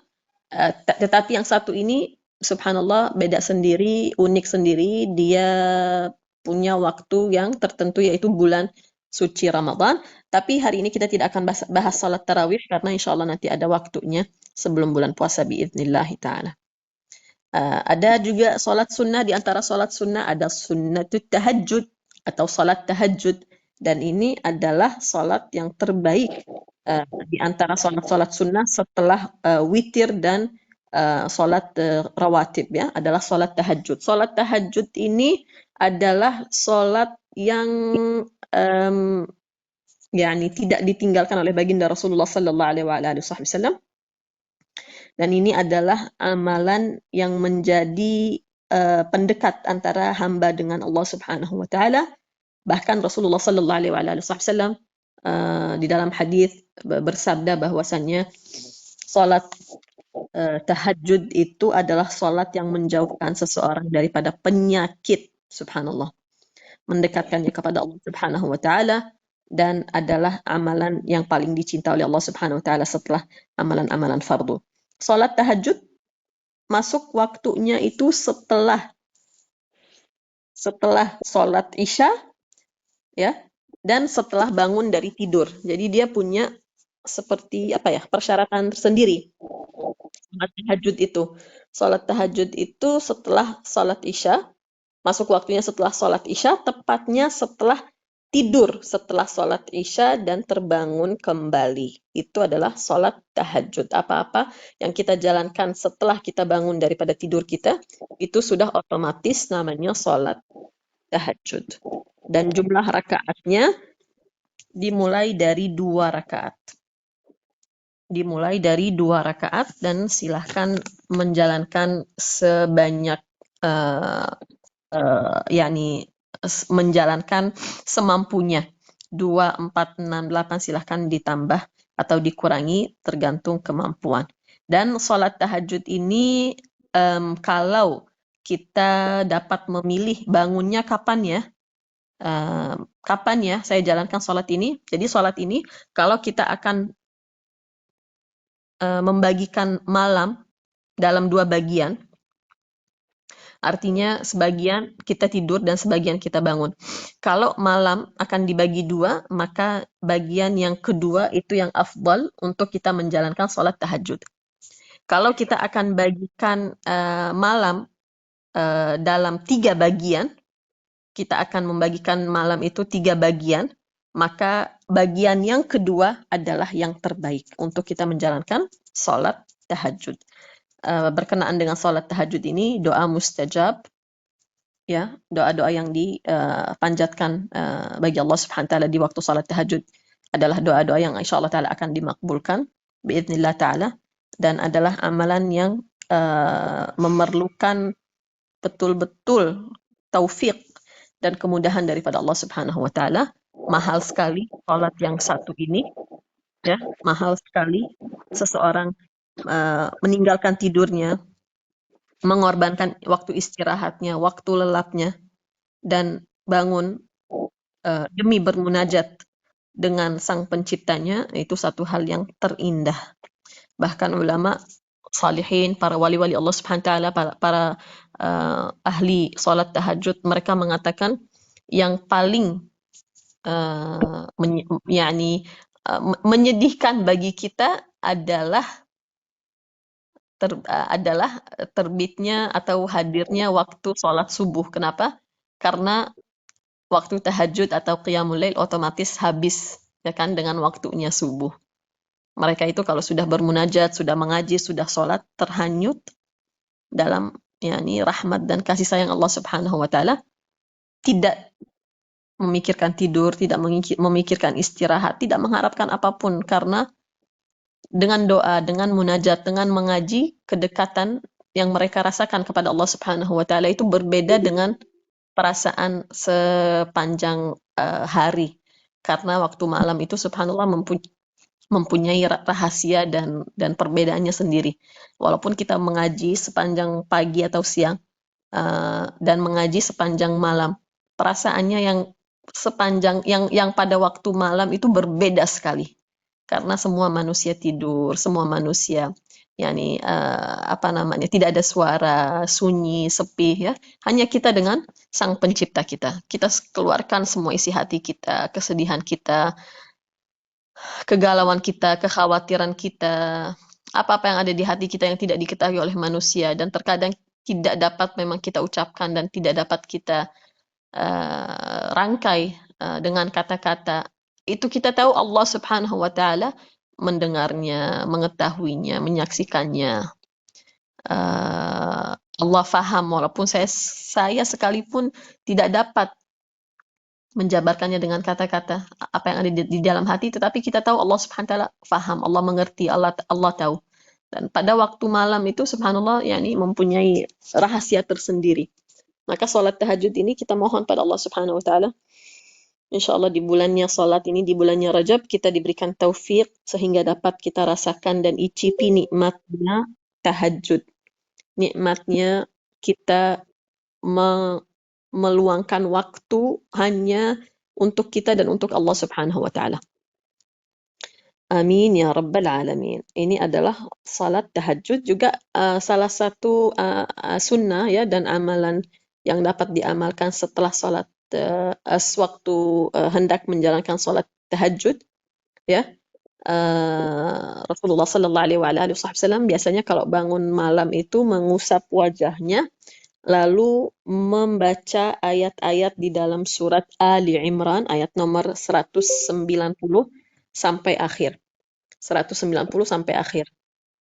Ayat ini firman Allah Subhanahu wa taala, Bismillahirrahmanirrahim, Inna fi khalqis samawati wal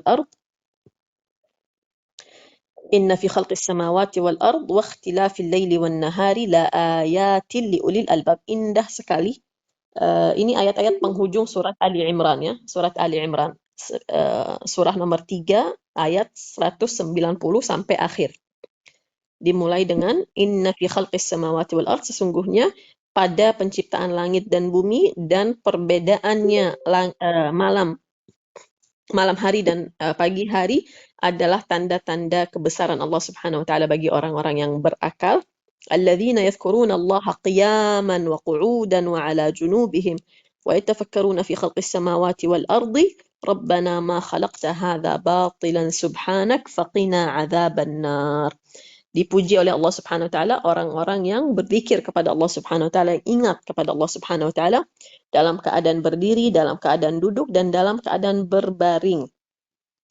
Dan mereka bertafakkur, mereka mengamati dan bertafakkur, ya, melihat dan menyaksikan keajaiban ciptaan Allah Subhanahu wa taala pada langit, keajaiban ciptaan Allah Subhanahu wa taala pada bumi.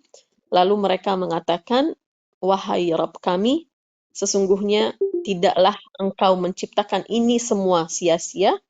Subhanak, engkau maha agung dan maha suci. Faqina adzaban nar, maka lindungilah kami daripada siksa neraka. Lalu ayatnya dibaca sampai akhir surah, banyak sekali doa di sini, dan juga disebutkan di penghujung surah ini, surah Ali Imran, apa-apa kenikmatan Allah Subhanahu wa taala di dalam surga yang telah Allah persiapkan untuk hamba-hambanya yang saleh. Semoga kita, orang tua kita, guru-guru kita, keturunan kita, dan orang-orang yang kita sayangi insya Allah berkumpul di surga Allah Subhanahu wa taala. Amin ya rabbal alamin.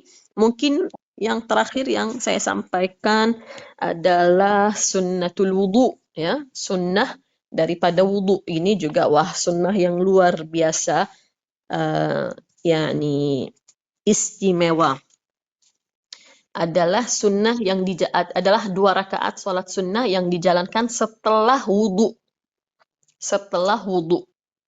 Jadi setelah kita sudah ambil air wudu, hendaknya kita bergegas menjalankan 2 rakaat salat yang namanya salat sunnatul wudu. Ini diriwayatkan daripada Sayyidina Utsman bin Affan radhiyallahu anhu, daripada Sayyidina Bilal, banyak sekali juga yang meriwayatkan bahwasanya Rasulullah sallallahu alaihi wasallam menganjurkan dan mengamalkan daripada sunnah wudu ini. Sayyidina Utsman bin Affan radhiyallahu anhu contohnya menyampaikan bahwasanya setelah wudu jangan berbicara, jangan berbicara hal-hal yang duniawi, ya. Langsung saja setelah wudu langsung sholat 2 rakaat sunnah, maka imbalannya adalah diampunkan segala dosanya. Masya Allah, tabarakallah. Syaratnya setelah wudu nggak boleh ngomong ya Bu ya, nggak boleh ngomong, nggak boleh ngobrol, nggak boleh mengucapkan hal-hal yang duniawi. Jadi langsung dari wudu sholat 2 rakaat sunnah, Masya Allah, pahalanya adalah atau imbalannya adalah digugurkan dosa-dosanya. Amin ya rabbal alamin. Ini banyak sekali yang kita sebut dan pelajari hari ini, alhamdulillah, daripada salat-salat sunnah, ya. Daripada ulama, daripada para salihin, mereka selalu mengatakan kalau engkau telah mendengarkan satu sunnah daripada baginda Rasulullah sallallahu alaihi wasallam, maka langsung niatkan, ya Rabb, saya berniat menjalankan sunnah Rasulullah ini. Sehingga pertama kita dapat pahala daripada niat baik. Yang kedua, insya Allah dengan niat baik, Allah Subhanahu wa taala akan memberikan kemudahan. Lalu juga ulama selalu menganjurkan, jika engkau mendengarkan salah satu sunnah yang adalah baru, salah satu hal yang untukmu adalah baru tahu sunnah yang satu ini, baru tahu salat yang satu ini, baru tahu amalan yang satu ini, maka hendaklah engkau mengerjakannya walaupun sekali seumur hidupmu. Ini untuk amalan sunnah. Kalau kita sudah dapat ilmu berkenaan dengan amalan sunnah daripada Rasulullah sallallahu alaihi wasallam, maka hendaknya langsung engkau amalkan, kerjakan, ya, sekali, walaupun sekali di dalam seumur hidup. Sudah tahu, sudah dapat ilmunya, dan ilmu itu mahal sekali. Alhamdulillah, Allah Subhanahu wa taala sudah sampaikan kepada kita lewat para ulama dari generasi ke generasi. Kita sampai kepada kita ilmu bahwasannya ada yang namanya sunnah safar, sunnah sebelum bermusafir. Maka jalankan. Pertama, niat untuk menjalankannya. Yang kedua adalah, kalau akan bermusafir dalam waktu dekat ini, jalankan sunnah ini. Sekalipun sekali dalam hidupmu. Karena mahal sekali ini sunnahnya Rasulullah sallallahu alaihi wasallam, bukan hal yang ringan, bukan hal yang sepele, wal'iyadu billah min dzalik. Dan kita di sini juga insyaallah memohon kepada Allah Subhanahu wa taala taufik, dan kita niat untuk menjalankan sunnah-sunnah yang telah kita pelajari, alhamdulillah, daripada salat 2 lebaran, insyaallah, salat 2 gerhana, salat witir, salat duha. Sekarang di UAE misalnya masih waktu salat duha masih berjalan. Salat tahajud, salat ihram, tahiyatul masjid, sunnah tawaf, sunnah safar, tahajud, sunnah wudu, ya, sunnah berkaitan dengan wudu, dan lainnya yang telah kita sebut ataupun yang kita tidak sebut, insyaallah nanti kalau kita sudah pelajari dan dapatkan ilmunya biidznillahi ta'ala, insyaallah kita niatkan untuk menjalankannya. Insyaallah juga nggak sekali seumur hidup, ya, tetapi ini ulama dalam rangka mengajak kita mengamalkan kebaikan, mereka mengatakan walaupun sekali seumur hidup, karena kamu telah dapatkan ilmunya, kamu telah dapatkan knowledge, kamu telah mendapatkan ma'rifat, dan ini adalah warisan daripada Rasulullah sallallahu alaihi wasallam, maka jalankan walaupun sekali seumur hidup, tetapi insya Allah kita nggak sekali seumur hidup, biiznillah dapat kita dawamkan daripada sunnah rawatib terutama ya, daripada sunnah rawatib yang 10 yang paling utama, 2 sebelum subuh, 2 sebelum zuhur, 2 setelah zuhur, 2 setelah maghrib, 2 setelah isya, dapat ditambahkan alhamdulillah 4 sebelum zuhur. Dapat ditambah lagi 4 setelah asar. 4 setelah zuhur, 4 sebelum zuhur. Dapat ditambah lagi 4 sebelum asar. Dan demikian yang telah kita sampaikan insyaallah taala. Semoga bermanfaat ya. Salat duha waktunya masih berjalan untuk kita yang ada di UAE, untuk yang ada di Saudi juga waktunya masih ada. Salat duha adalah salat di mana kita bersyukur kepada Allah Subhanahu wa taala atas nikmat tulang dan sendi-sendi yang ada di tubuh kita, dan biidznillah menjadi salat yang membukakan kebaikan bagi kita, karena ini termasuk salat yang dijalankan di awal hari. Jadi insyaallah hari kita berkah. Amin ya rabbal alamin. Jazakumullah khairal jaza untuk kehadirannya, dan kalau ada yang mau bertanya silahkan. Terima kasih Bu Feni dan Ibu-ibu hadirat sekalian. Alhamdulillahirrabbilalamin. Terima kasih Ustazah Nur. Masya Allah. Kajian kita kali ini tentang sholat sunnah ini banyak sekali manfaatnya, banyak sekali hal-hal baru yang saya pribadi juga baru tahu. Tentu saja ibu-ibu mungkin ada yang ingin ditanyakan kepada Ustazah Nur. Silahkan ditulis di kolom chat. Saya lihat sudah ada beberapa ustazah yang masuk pertanyaannya. Dari Ibu Dahlia, Ustazah, kenapa kalau di jadwal sholat isyraq atau syuruk masuknya hampir 1 jam setelah fajar atau sholat subuh?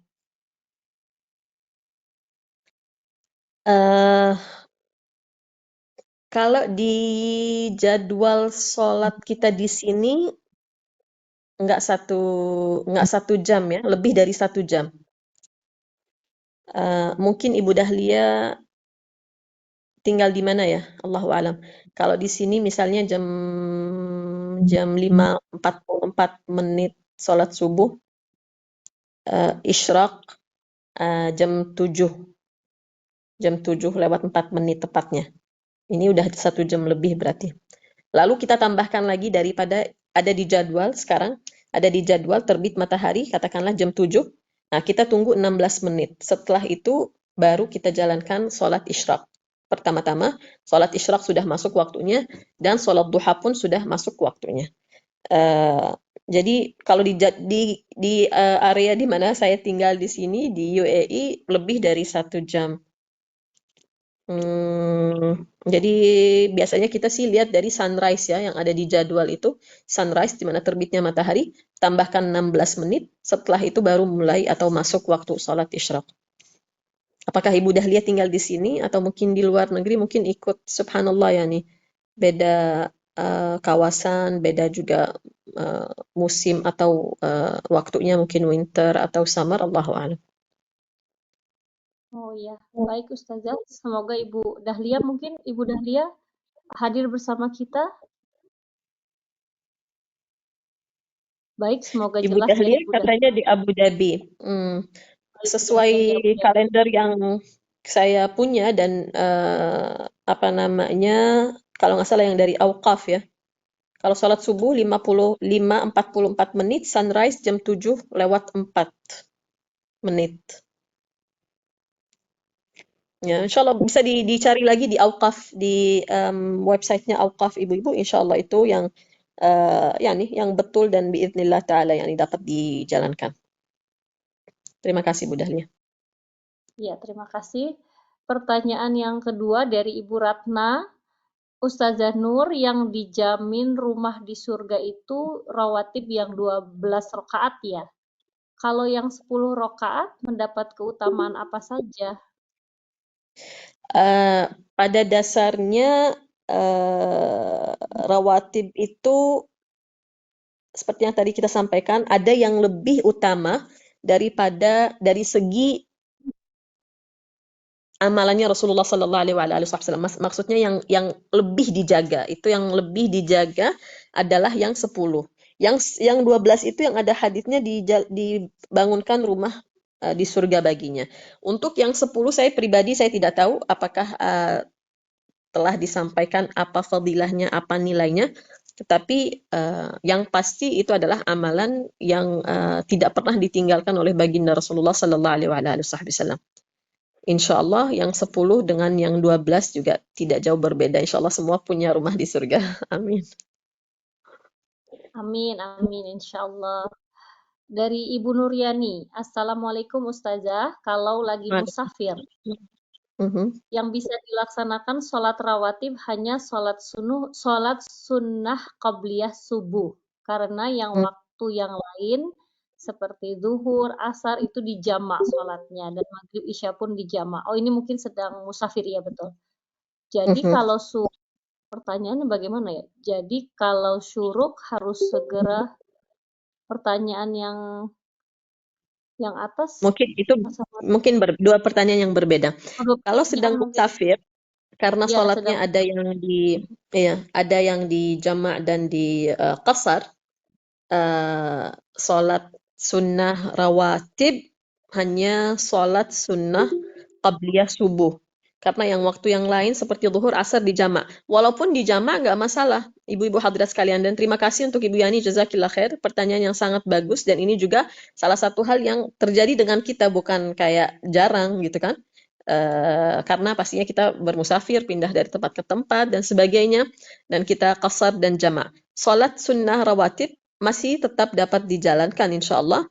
Karena kalau kita misalnya sholatnya zuhur dan dijamak dengan asar.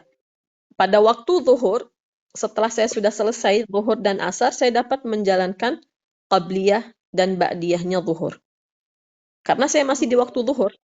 Dan waktu sholat rawatib itu adalah sepanjang waktu sholatnya itu sendiri.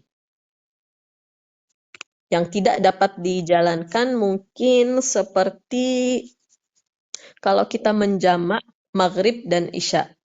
Nah, sholat isyanya itu dijalankannya, rawatibnya tidak dapat dijalankan di waktu maghrib. Mungkin itu yang Ibu Yani maksud. Tetapi yang qabliyah, yang sholat yang pertama, maksud saya yang sholat yang pertama dapat dijalankan qabliyah dan ba'diyahnya insya Allah.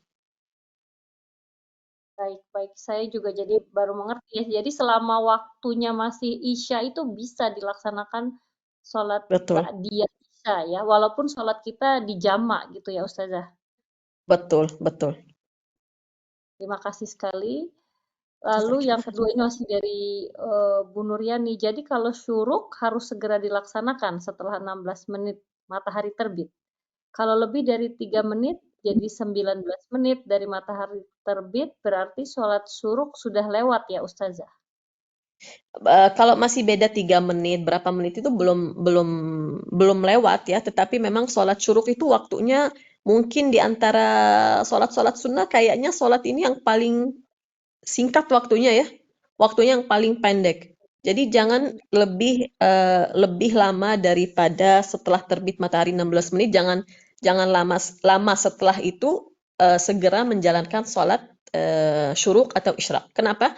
Karena dari namanya, sholat isyraq itu adalah sholat terbitnya matahari.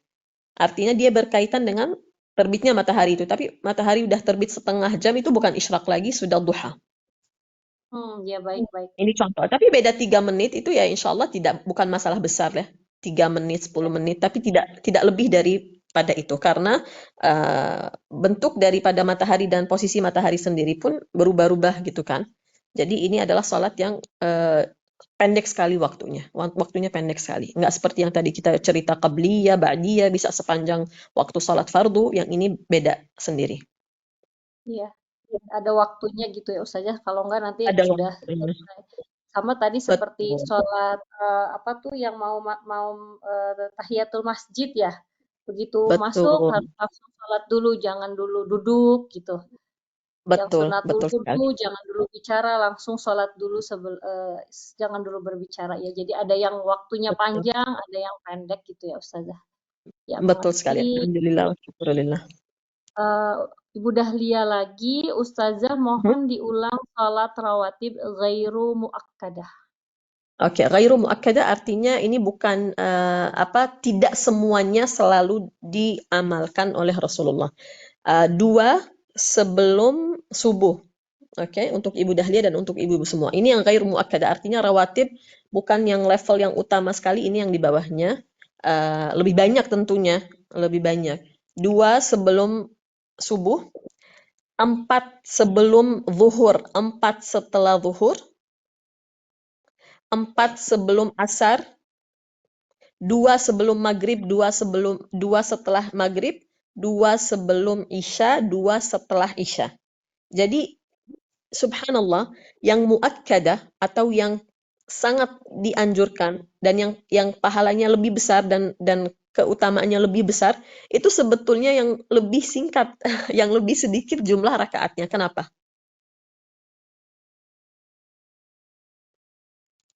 Kenapa? Bukannya yang muakkadah, paham nggak ibu maksud saya? Bukannya yang muakkadah itu ternyata bukan yang paling banyak rawatibnya, bukan. Justru yang lebih sedikit. Kenapa?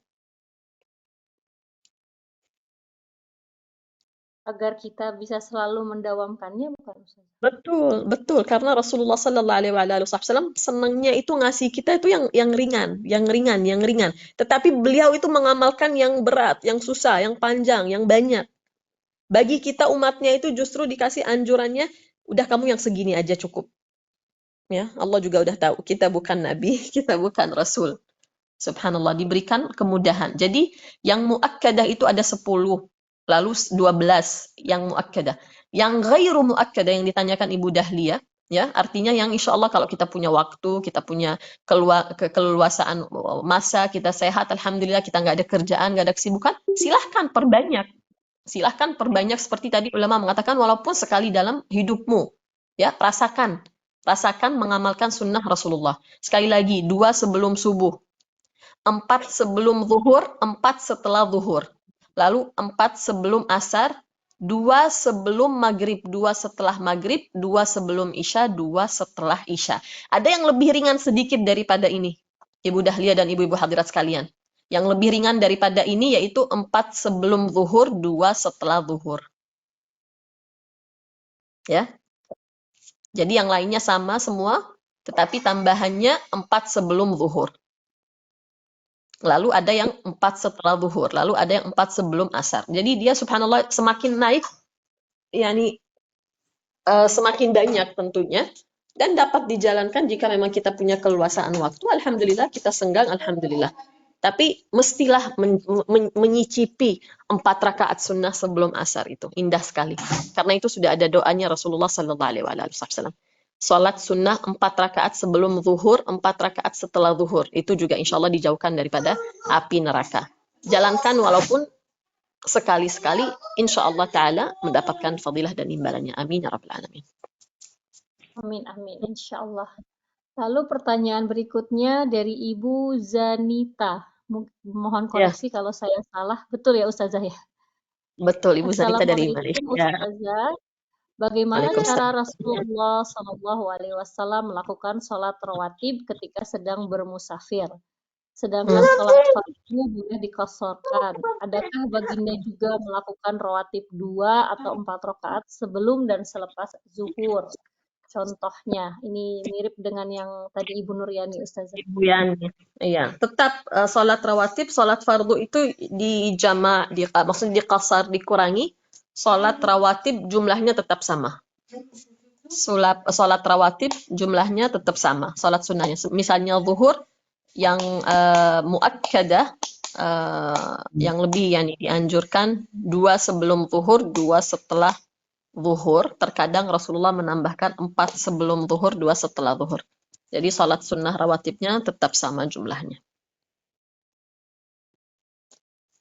Baik, pertanyaan berikutnya, ada 2 pertanyaan terakhir ya, dari Ibu Maisa. Assalamualaikum Bu Nur, apakah benar sholat qabliyatan subuh waktunya hanya sampai iqamah saja? Karena saya pernah dengar ceramah seorang ustadz khusus sholat sunnah sebelum subuh itu singkat waktunya.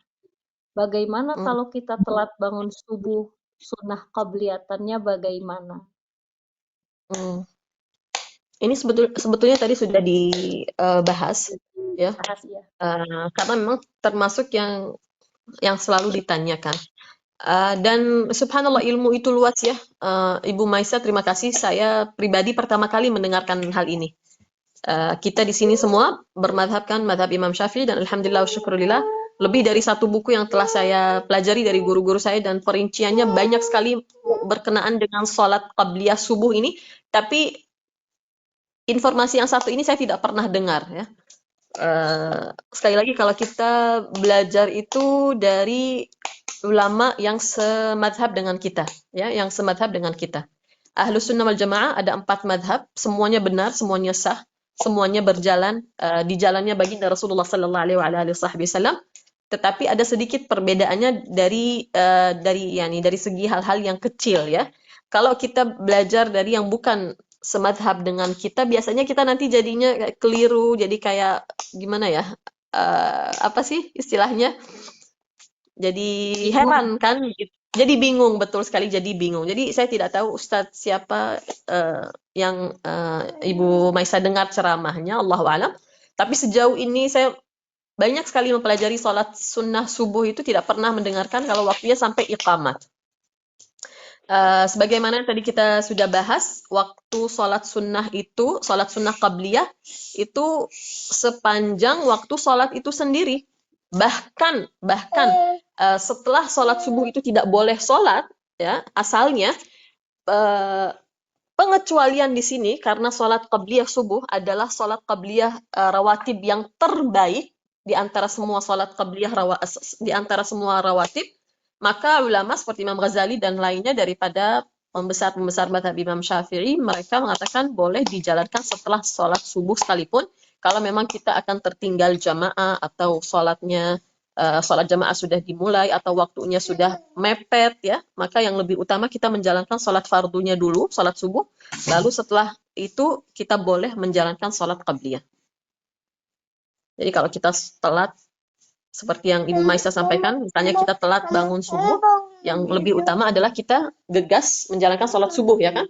Setelah itu silahkan menjalankan sholat sunnah qabliyah itu. Kenapa? Karena sholat qabliyah dan ba'diyah waktunya sepanjang waktu sholat itu sendiri. Baik-baik, semoga jelas ya Ibu Maisa. Lalu ada pertanyaan dari Ibu Kurun. Assalamualaikum Ustazah.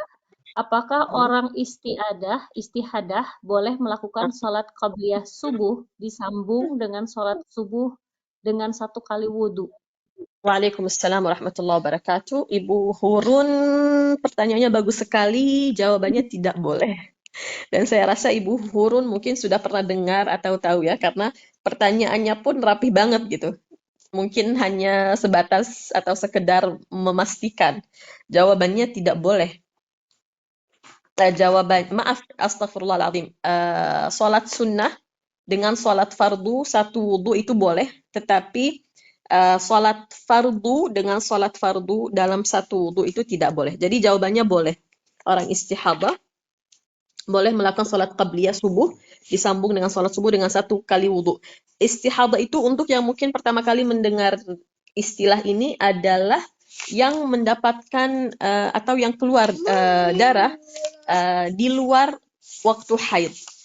Jadi ini bukan waktunya haid, ya, tapi dia keluar darah, atau istihadah itu yang mendapatkan haid terus-menerus lebih daripada 15 hari. Karena haid itu maksimalnya 15 hari. Jadi kalau dia keluar darah 17 hari, 20 hari, 1 bulan mungkin, bleeding, ya itu namanya istihadah. Istihadah ini wajib sholat, puasa, dan menjalankan semua ibadah-ibadah seperti hukumnya orang yang suci. Dalam masalah wudhu, dapat menjalankan sholat fardu satu saja. Setiap wudhu itu sah untuk 1 sholat fardu saja dan dapat menjalankan sholat sunnah sebanyak mungkin. Oh, baik. Semoga jelas ya Ibu Hurun. Pertanyaan terakhir dari Ibu Dahlia.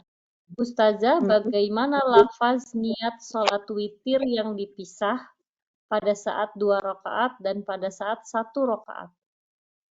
Hmm. Oh, jadi niatkan Eh, sekali atau 2 kali mungkin gitu ya? iya, karena kita akan sholat witir seperti yang kita pelajari pertemuan yang lalu, 2 rakaat dipisah dengan yang satu itu kan yang terbaik ya.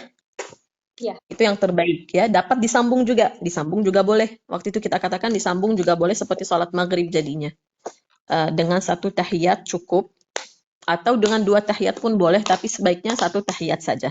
Nah, pertanyaan Ibu Dahlia ini bagus sekali. Kalau kita sholatnya dipisah dan itu yang terbaik, artinya 2 rakaat, lalu salam, lalu 1 rakaat. Niatnya bagaimana? Ulama di sini menjelaskan niatnya itu ada perbedaan sedikit daripada kalau kita sholatnya 3 sekaligus. Kalau sholatnya 3 sekaligus, usalli sunnatul witri. Kalau dipisah, yang satu itu yang ganjil itu dipisah dengan yang genap, maka niatnya pada 2 rakaat yang pertama, usalli rakaatain minal witri. Saya niat menjalankan 2 rakaat sebagian daripada sholat witir. Karena 2 rakaat itu apakah bisa dibilang witir? Witir yang kayak sempurna gitu witir? Belum. Belum kan? Ya, karena dia belum ganjil. Maka Ya. ada istilah di dalam niatnya itu atau perbedaannya itu usalli rakaatain minal witri. Salat 2 rakaat sebagian daripada salat witir. Ini kalau ditranslate panjang banget, tapi bahasa Arabnya hanya ditambahkan 1 kata yaitu minal witri. Minal witri Sunnah gitu. witir. Minal witri. Ya. Minal witri artinya sebagian daripada salat witir karena belum sempurna. Dia belum ganjil, ya kan dia masih genap. Tuh, lalu setelah itu niat lagi Ustazah pas yang 1 rakaat terakhir. Yang 1 rakaat karena dia terpisah kan? Iya, Kalau terpisah. dia terpisah maka niat Pas salam lagi. kita kan berdiri lagi Ustazah. Betul, niat lagi berarti. Karena termasuk sekarang amalan yang baru lagi. Maka niatnya biasa usalli raka'atal witri. Raka'atan salatul Oh, witri, baik. sunnatul witr. Oh iya, terima kasih. Saya juga jadi baru tahu. Oh, jadi kalau yang pertama minal witir karena mau 2 rakaat, lalu setelah itu usolli sunatan witir karena itu I- 1 rakaat penutup ya Ustazah. Iya, sudah Alhamdulillah. full, sudah komplit ganjilnya. Ya Allah jelas ya Ibu Dahlia. Ini dari Ibu Ratna, Bu Nur mohon maaf. Bu Nur maaf Mhm. mohon diulangi. Walau wudhu belum batal, misal dari maghrib ke isya, tetap harus wudhu lagi. Tidak ya? Ini apa Belum nih? batal wudhu. Walau Ini wudu tadi belum tadi batal. kan istihadah ya Ustazah. Kalau tadi kan pertanyaannya wanita yang istihadah. Kalau ini Bu Ah, Nur maaf, mohon diulangi. Walau wudhu belum batal, misal dari maghrib ke oh isya, iya iya. terus wudhu Menyangkut lagi. istihadah, 1 wudu itu sah untuk atau 1 wudu itu istilahnya berlaku ya. 1 wudu itu berlaku untuk 1 sholat fardu. Betul sekali Ratna, betul sekali. Jadi kalau istihadah itu punya punya hukum-hukum tersendiri dia. Jadi Ya. kalaupun wudunya belum batal, saya istihadah nih. Saya dalam keadaan istihadah lagi bleeding yang di luar haid ya. Saya tetap sholat semua, puasa, baca Al-Quran, ngaji, menyentuh mushaf, masuk ke masjid dan sebagainya, tawaf, umrah, haji, biasa dijalankan.